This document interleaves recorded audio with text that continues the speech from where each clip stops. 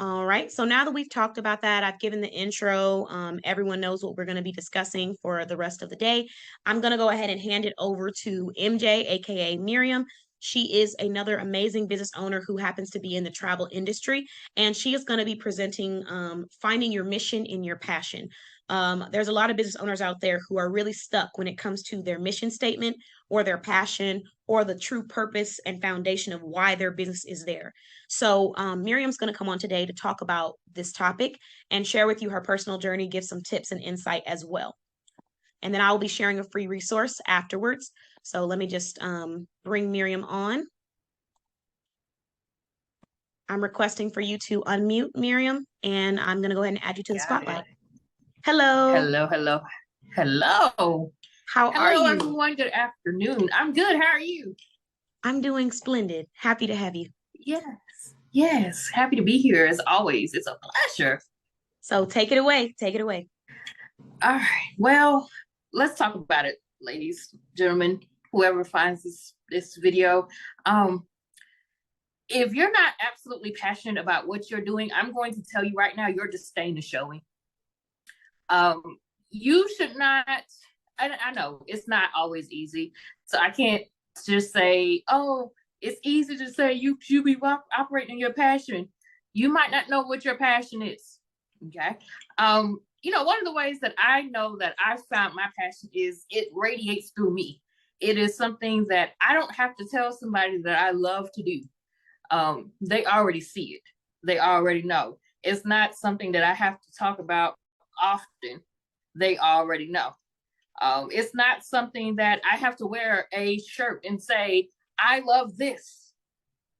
If you're passionate enough of what you're talking about, it's going to show whether you're talking about it or whether you're not talking about it. Now, for me, my passion and everything that I do is tied to my body.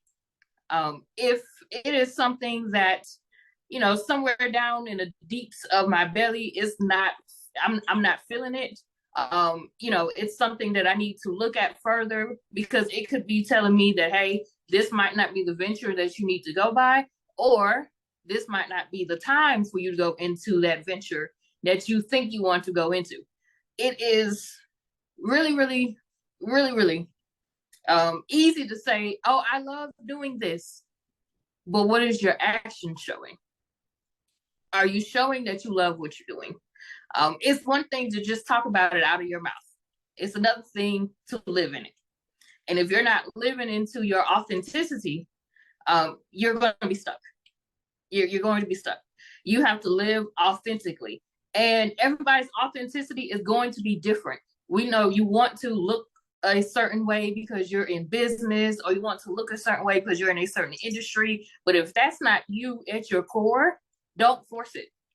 I've been that person that was trying to force something and it wasn't working for me. And when I finally figured out, not even figured out, when I finally confirmed that it wasn't for me and I started to live a little bit more authentically, people were able to see that so much more easier than me saying, oh, I love this. So, oh, I love that.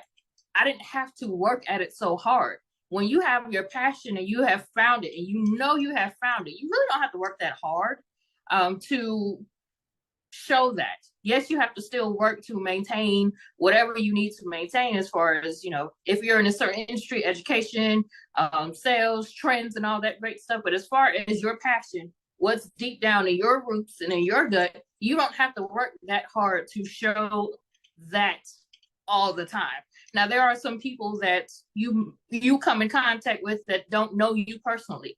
But whether this person knows you personally or not, they should be able to see whatever you are, expressing that is your passion. For those that don't know me, I am also an educator by profession, and I teach college English. But a lot of my students, once they have left my classroom, has told me, I can really tell that you love teaching English without me having to say it. And that's the biggest thing, is not having to say it all the time. Because if you have to say it, are you convincing yourself? Or are you convincing us? Because You would have to figure that out.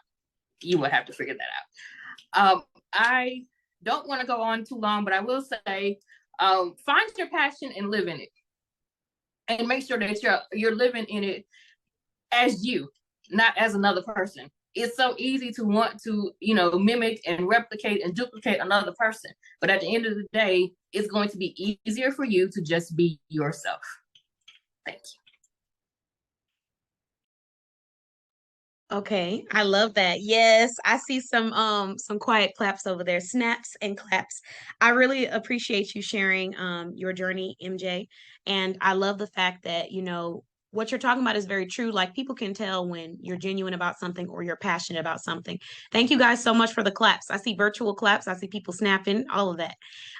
So I do want to talk about this topic just a little bit because it is something that is near and dear to my heart. A great example, MJ has shared her personal journey, and she talks about how, like, if it doesn't feel right for you, think about that, pay attention to that, don't ignore it, and keep going. For me personally, I can definitely relate to that. And when it comes to finding your mission, you have to go and dig deep about what is important